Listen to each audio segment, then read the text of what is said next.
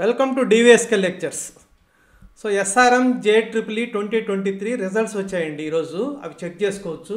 So దాంతోపాటు counselling schedule కూడా release చేశారు.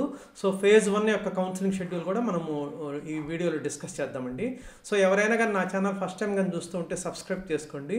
అదేవిధంగా ఈ వీడియోని లైక్ చేసి షేర్ చేయండి so that some of your friends would get benefited. So వివరాలకు కానీ వెళ్ళామంటే ఫేజ్ 1 ఎస్ఆర్ఎం జేఈఈ 2023 రిజల్ట్స్ అయితే ఈరోజు 11 o'clock రిలీజ్ చేశారండి. సో మనం ఇప్పుడు కౌన్సిలింగ్ షెడ్యూల్ కానీ తీసుకున్నామంటే ఎస్ఆర్ఎం జేఈఈ 2023 ఫేజ్ 1 కౌన్సిలింగ్ అనేది ఆన్లైన్లో జరుగుతుందండి. సో ఆ డేట్స్ కానీ చూసామంటే సో ఇక్కడ క్లియర్గా మెన్షన్ చేశారు. సో 28th April 2023 11 o'clockకి display of rank cards. So already ranks అనేటివి రిలీజ్ చేశారు. రౌండ్ 1 చాయిస్ ఫిల్లింగ్ వచ్చేసి 29th April 2023 11 o'clock నుంచి 1st May 2023 11 PM వరకు ఉంటుందండి. సో చాయిస్ ఫిల్లింగ్ చేసుకోవచ్చు మీరు. తర్వాత ప్రోగ్రామ్ అలొకేషన్ కానివ్వండి లేకపోతే పేమెంట్ ఆఫ్ ఫీజ్ కానివ్వండి అది 5th May 2023 11 o'clock నుంచి 10th May 2023 11 PM వరకు మీరు ఫీ అనేది పే చేయొచ్చండి. ఆ ఫీ ఎంత పే చేయాలనేది కూడా ఇప్పుడు చెప్తాను. సో అదేవిధంగా ఫేజ్ 1కి రౌండ్ 2 కూడా జరుగుతుందండి. ఇది టెంటేటివ్ అని ఇచ్చారు. సో రౌండ్ 2 చాయిస్ ఫిల్లింగ్ వచ్చేసి 14th May 2023 11 AM నుంచి 15th May 2023 11 PM వరకు జరుగుతుందండి. అదేవిధంగా program allocation and payment of fee దీనికి వచ్చేసి 19th May నుంచి 11 o'clock నుంచి 24th May 2023 11 PM వరకు మీరు ఆ ఫీ అనేది పే చేయొచ్చండి. సో ఇప్పుడు కన్నా మనము ఎన్ని స్టెప్స్ ఉంటాయో అవి కానీ చూసామంటే సో స్టెప్ 1 ఏం చేయాలంటే మీరు అప్లికేషన్ పోర్టల్లోకి లాగిన్ అవ్వాలండి.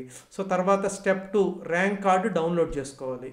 సో స్టెప్ 3 చాయిస్ ఫిల్లింగ్, మీకు ఏ బ్రాంచ్ ఇష్టము ఏ క్యాంపస్ అదంతా కూడా మీరు చాయిస్ ఫిల్లింగ్ అనేది చేసుకోవాలి.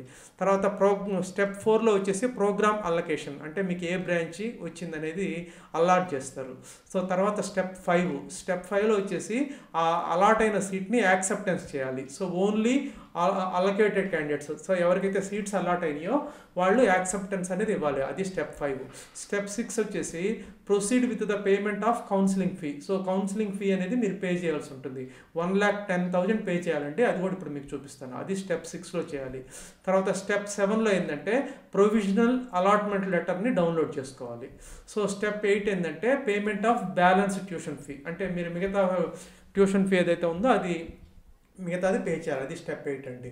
ఇప్పుడు స్టెప్ 6లో ఏదైతే కౌన్సిలింగ్ ఫీ పే చేయాలో అది ఇక్కడ క్లియర్గా మెన్షన్ చేశారండి.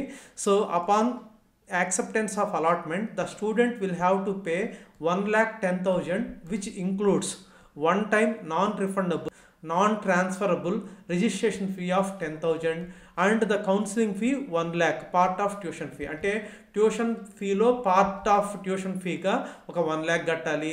అదేవిధంగా నాన్ రీఫండబుల్ రిజిస్ట్రేషన్ ఫీ ఒక 10,000 కట్టాలండి. సో మొత్తము 1,10,000 కట్టాలి స్టెప్ 6లో. అప్పుడే మీ సీట్ అనేది కన్ఫర్మ్ అవుతుందన్నమాట స్టెప్ 6లో. సో తర్వాత మీరు ప్రొవిజనల్ అలాట్మెంట్ లెటర్ డౌన్లోడ్ చేసుకొని మిగతా ఫీ అనేది స్టెప్ 8 కింద తర్వాత పే చేయొచ్చండి. సో ఇదండి ఎస్ఆర్ఎం జేఈఈ 2023 ఫేజ్ 1 యొక్క ఈ counselling procedure and different steps that are involved.